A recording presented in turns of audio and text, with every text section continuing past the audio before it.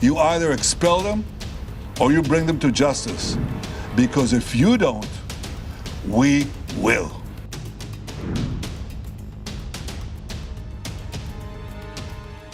नमस्कार, नवभारत टाइम्स में आपका स्वागत है। आपके साथ मैं हूं विनीत त्रिपाठी। मिडिल ईस्ट में इस बार नई टेंशन बढ़ती हुई दिख रही है। इजराइल अब हूती विद्रोहियों को मारने का दावा कर रहा है। इजराइल ने पहले कतर और इसके बाद यमन में भीषण हमला किया है। इजराइल के ताजा हमलों के बाद मुस्लिम देशों में गुस्सा साफ नजर आ रहा है। ऐसे में अब लग रहा है कि क्या मिडिल ईस्ट में एक नई जंग की आहट सुनाई देने लगी है, क्योंकि इजराइल के प्रधानमंत्री बेंजामिन नेतन्याहू ने कतर पर हमले को जायज करार दिया है। उन्होंने साफ किया कि कतर में हमास को पनाह मिलेगी तो फिर इजराइल के पास हमले के अलावा कोई और विकल्प नहीं बचेगा। हमले के लिए इजराइल की आलोचना करने वाले देशों पर भी नेतन्याहू ने सवाल उठाया है। इजरायली पीएम ने कहा है कि अमेरिका ने अफगानिस्तान और पाकिस्तान में जाकर अपने दुश्मनों को मारा। अमेरिका के कदम की दुनिया ने तारीफ की, सराहना की। अब वही देश इजराइल की निंदा कर रहे हैं। बेंजामिन नेतन्याहू ने बुधवार शाम कहा, 11 सितंबर के आतंकी हमले के 2 हफ्ते बाद ही अमेरिका ने संयुक्त राष्ट्र सुरक्षा परिषद में एक प्रस्ताव पारित किया। इसमें कहा गया कि किसी भी देश की सरकारें आतंकियों को पनाह नहीं दे सकती। इसके बाद अमेरिका ने इस जघन्य अपराध को अंजाम देने वाले आतंकवादियों को ढूंढकर मार डाला। बेंजामिन नेतन्याहू आगे कहते हैं कि हमने कतर पर हमला अमेरिका की तर्ज पर किया है। हमने 7 अक्टूबर के नरसंहार को अंजाम देने वाले पर कार्रवाई की है। हमने कतर में ऐसा किया क्योंकि वो आतंकियों को पनाह देता है। कतर से हमास को जमकर फंडिंग भी मिलती है। वहां पर हमास के लोगों को आलीशान बंगले दिए जाते हैं और सारी सुविधाएं मुहैया कराई जाती हैं। इजराइल ने बुधवार को यमन की राजधानी सना समेत कई हिस्सों में हूती विद्रोहियों पर एयर स्ट्राइक की है। इजराइल का यह हमला कतर में हमास नेताओं को निशाना बनाकर किए गए हमलों के बाद किया गया। यमन के सरकारी अधिकारियों के मुताबिक हमलों में सैन्य ठिकानों और एक ईंधन स्टेशन को निशाना बनाया गया। इन हमलों में हूती विद्रोहियों को भारी नुकसान पहुंचने की आशंका है।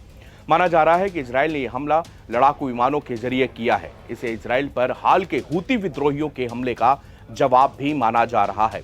इसी बीच यूरोपीय आयोग के अध्यक्ष उर्सुला वॉन डेर लेयन ने इजराइल के खिलाफ आंशिक व्यापार निलंबन और प्रतिबंध लगाने का भी प्रस्ताव दिया है। 27 देशों वाले यूरोपियन संघ में गाजा पट्टी में युद्ध को लेकर विभाजित है और ये स्पष्ट नहीं है कि प्रतिबंधों और व्यापार उपायों को बहुमत का समर्थन मिलेगा या फिर नहीं मिलेगा।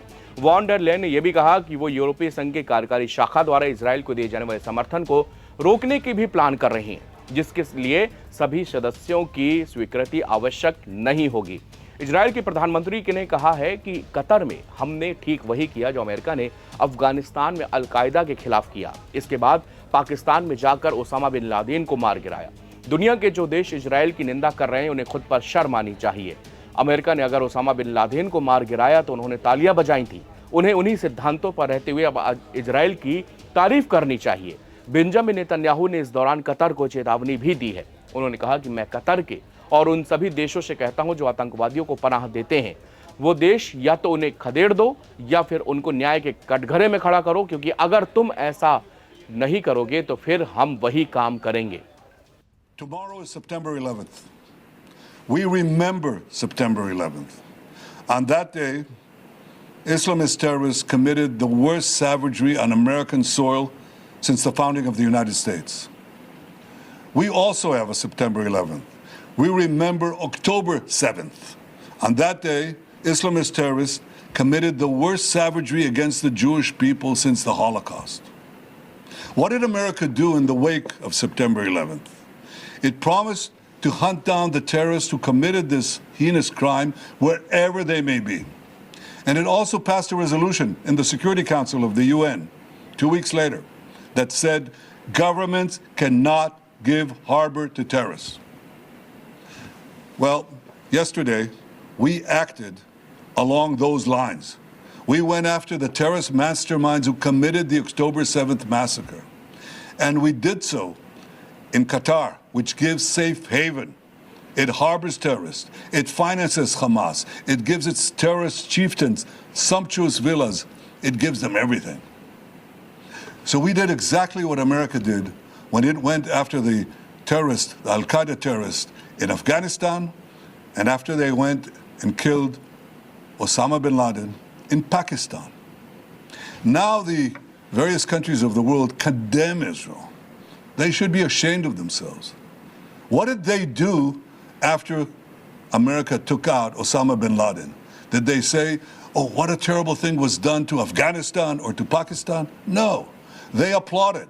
They should applaud Israel for standing and up to these same principles and carrying them out.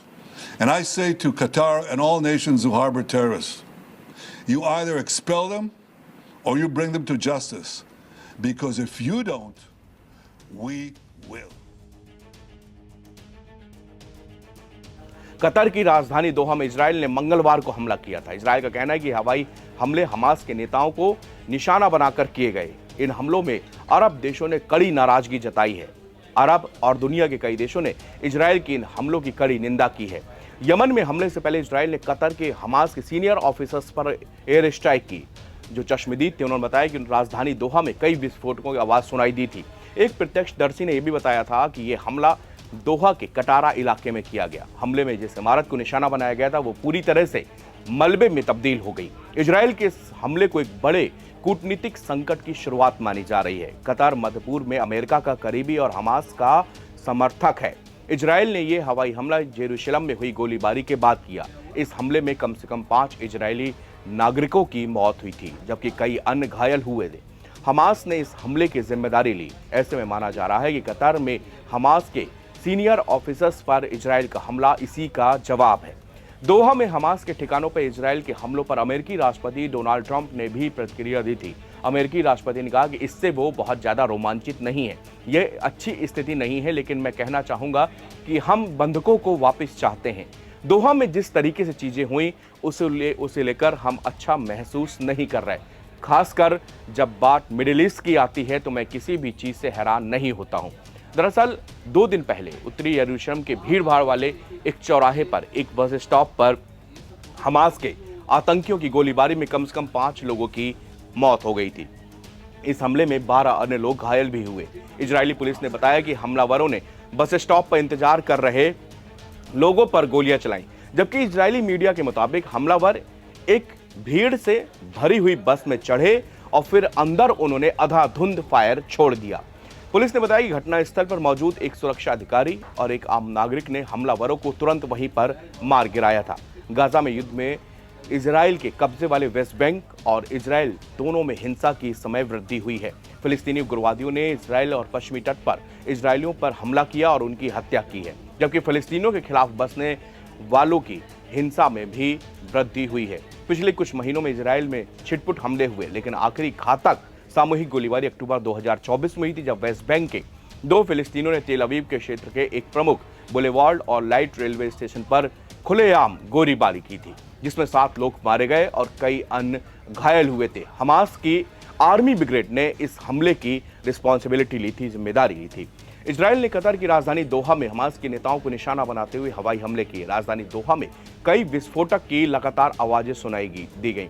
Israel के हमले के बाद कतर ने पहली बार बयान भी जारी किया था। कतर ने इसे अंतर्राष्ट्रीय कानूनों और मानदंडों का उल्लंघन बताया और कहा कि वो इसके बर्दाश्त नहीं करेगा। इस हमले पर इजराइल का दोस्त मुस्लिम देश भी भड़क गए हैं। कतर के विदेश मंत्रालय ने अपने बयान में कहा कि कतर की राजधानी दोहा में हमास के राजनीतिक ब्यूरो के कई सदस्यों के आवास और भवनों को निशाना बनाकर हमले किए गए और इस कायराना इजरायली हमले की हम कड़ी निंदा करते हैं। इसने आगे कहा कि यह आपराधिक हमला सभी अंतर्राष्ट्रीय कानूनों और मानदंडों का घोर उल्लंघन है। विदेश मंत्रालय ने हमले को कतर वासियों और कतर में रहने वाले लोगों की सुरक्षा के लिए गंभीर खतरा भी बताया है।